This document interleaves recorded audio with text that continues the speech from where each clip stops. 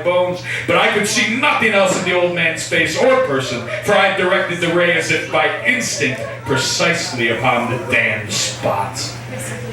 And now, have I not told you that what you mistake for madness is but overacuteness of the senses?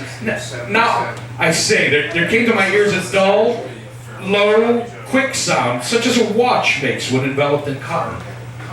I knew that sound well, too. It was the beating of the old man's heart. It increased my fury as the beating of a drum stimulates the soldier into courage. But even as I yet refrained and kept still, I scarcely breathed. I held the lantern motionless. I tried how steadily I could maintain the ray upon the eye. Meantime, the hellish tattoo of the heart increased. It grew quicker and quicker and louder every instant. The old man's terror must have been extreme. It grew louder, I say, louder every moment. Do you mark me well? I've told you that I'm nervous, so I am. And now at the dead hour of the night, amid the dreadful silence of that old house, so strange a noise as this excited me to uncontrollable terror. Yet, for some minutes longer, I refrained and stood still. But the beating grew louder. I thought the heart must burst. And now a new anxiety seized me. The sound would be heard by a neighbor. The old man's hour had come. With a loud yell, I threw open the lantern and leaped into the room. He shrieked once only. In an instant, I dragged him to the floor and pulled the heavy bed over him. I then smiled gaily to find the deed so far done. Oh, yes. But for many minutes, the heart beat on with a muffled sound. This, however, did not vex me. It would not be heard through the wall. At length it ceased. The old man was dead. I removed the bed and examined the corpse. Yes, he was stone dead. I placed my hand upon the heart and held it there many minutes. There was no pulsation. He was stone dead. His eye would trouble me no more. Now, if you still think me mad, you will think so no longer when I describe the wise precautions I took for the concealment of the body.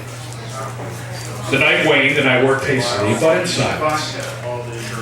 I took up 3 planks from the flooring of the chamber and deposited all between the scantings. I then replaced the board so cleverly, so cunningly, that no human eye, not even his, could have detected anything wrong. There was nothing to wash out, no stain of any kind, no blood spot whatever. I'd been too wary for that. When I had made an end of these labors, it was 4 o'clock, still dark as midnight. As the bell sounded the hour, there came a knocking at the street door. I went down to open it with a light heart, for what had I now to fear?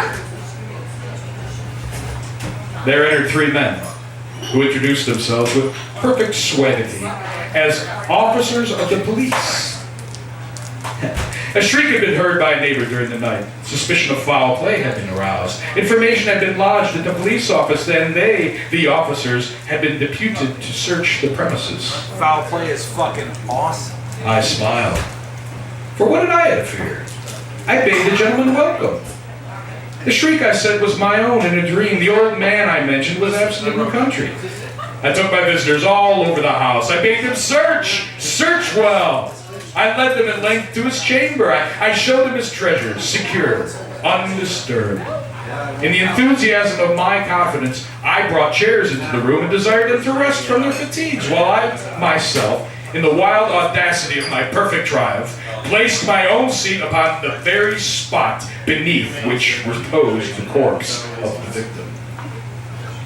The officers were satisfied. My manner had convinced them. I was singularly at ease. They sat, and while I answered cheerily, they chatted of familiar things. But ere long,